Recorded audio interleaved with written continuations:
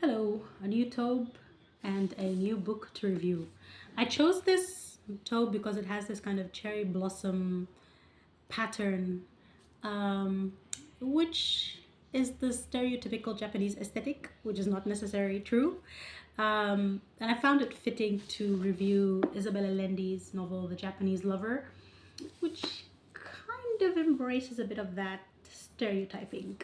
The novel itself is very interesting. It tells the story of a young girl who's a Jewish Polish who her family sent her to live in San Francisco with her relatives to escape the Nazi atrocities that were happening in Poland at that time.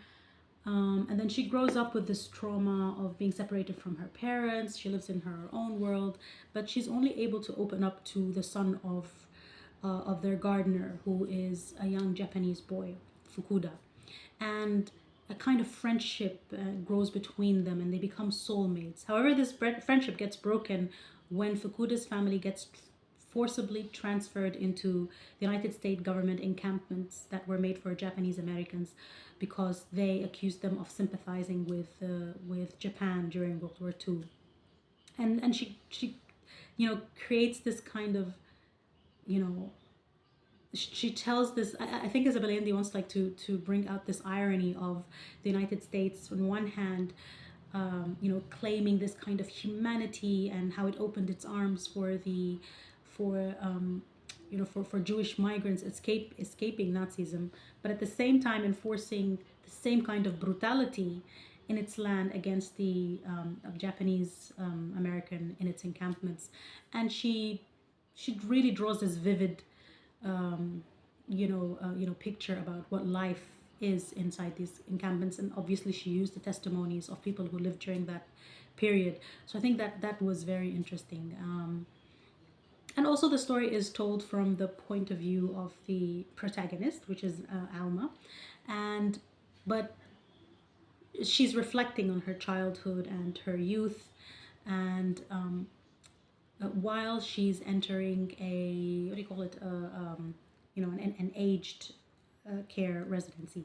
And it's all about growing old and contemplating death and growing old and the needing to depend on other people as you grow. So there's it's from the point of view of different people, aged people inside the house, which is called the Lark House, and how they deal with the issue of aging and death. And I think that was really in a sense really well written. My point is the Japanese lover. I felt that it was the character was one dimensional. I mean, there's this stereotypical kind of stoic, reflective, deep, serene kind of person, who is also very exotic and sensual in bed, but I couldn't see, and every character is nuanced in how they view what's happening around them.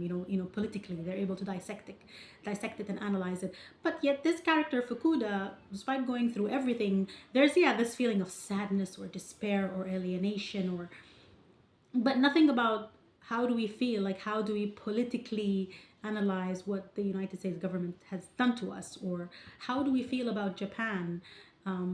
What's our view about Japan, and during World War II. And when you read writers like Kazuo Ishiguro and Murakami, you do see this kind of the different political views through which you analyze Japanese historical events, and you find none of that in this novel.